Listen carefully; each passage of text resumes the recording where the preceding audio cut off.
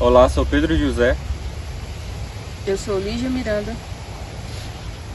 E eu sou o Anderson Gomes. Nós somos alunos do sétimo período de agronomia do Instituto do Campus Uruçuí e vamos falar para vocês um breve resumo sobre podridões do órgão de reserva. Bom, começando aqui o nosso assunto sobre as podridões nos órgãos de reserva, primeiramente a gente possa entender são onde ocorrem essas podridões. Eles ocorrem em sementes, frutos e claramente nos órgãos de reserva.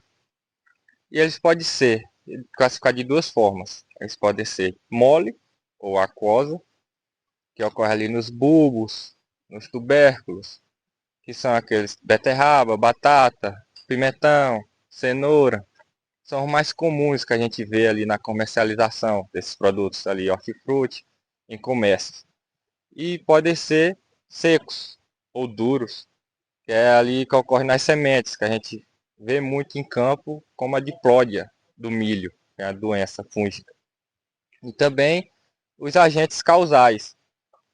Quais são esses agentes que causam essas doenças nesses produtos? São eles os fungos e as bactérias saprófitas. Também a gente deve levar em consideração o principal aspecto assim que visa essas doenças são o econômico, que essa doença nesses frutos vai causar uma redução de qualidade nesses produtos, ali quando chega na comercialização, e justamente por essa redução de qualidade vai causar ali na desvalorização desse produto, ou seja, perde ali o preço na hora da venda. Ou até mesmo quando chega nos hortifrutis, assim, com essas podridões, são descartados ao lixo. Bom, agora eu irei dar seguimento abordando a sintomatologia da podridão mole e da podridão seca, citando exemplos de cada uma delas. A podridão seca é a desidratação do tecido. Ocorre a formação de micotoxinas e, além de sementes, pode ocorrer em diversos frutos carnosos. A podridão seca do milho, causada devido à presença do fungo Aspergillus flavus. Na sua fase inicial, os sintomas se manifestam em frutos maduros, apresentando pequenas manchas circuncidadas por tecido encharcado. Provoca a podridão dos grãos armazenados e ocorre devido à alternância de temperatura. Podridão mole do pimentão, causada pela bactéria do gênero Pectobacterium. Os sintomas são lesões aquosas no fruto e o tecido afetado fica com a coloração acinzentada ou marrom clara e odor fétido. Pode ocorrer em frutos ainda no campo ou pós-colheita.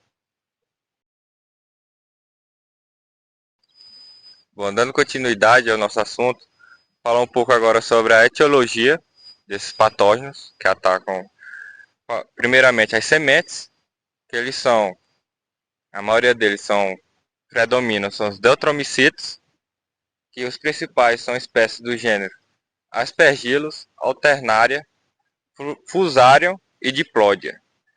E esses patógenos eles têm um maior desenvolvimento quando a semente tem em média ali, um teor de umidade de 25%. Já falando um pouco sobre as aquosas, podridões aquosas, elas possuem os típicos agentes, são risóporos da classe Zygomicitos.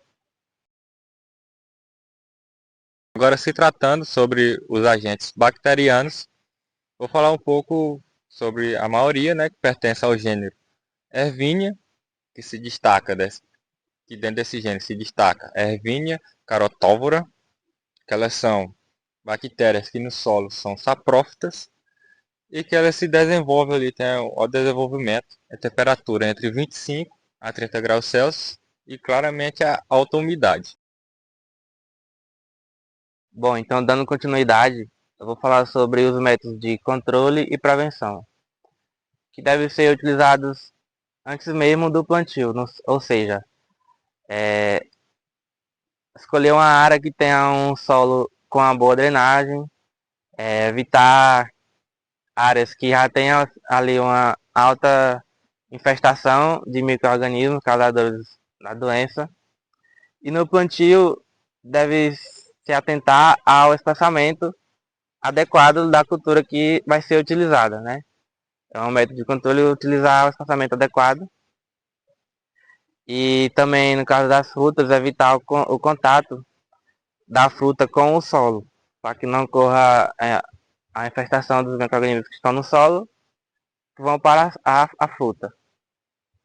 E o método de controle pode ser a aplicação de produtos químicos nos frutos, para evitar os micro-organismos, para a proteção dos frutos, né? E um controle cultural é a rotação de culturas, que sendo utilizada adequadamente pode evitar e fazer a prevenção desses micro-organismos causadores.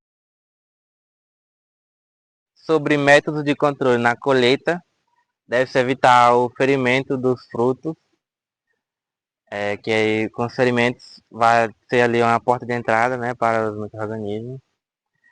Também separar e descartar frutos infectados, frutos que você vê ali que está ali com algum indício de infecção, descartar esse fruto e fazer uma secagem natural e rápida logo após a colheita. Sobre métodos de prevenção nas sementes, deve ser feita ali a colheita na semente quando ela tiver com o teor de umidade adequado, e fazer também a desinfestação nas sementes, no caso é indicada a fumigação, e as sementes devem ser armazenadas em um local adequado, no caso com a temperatura e a umidade relativa adequada.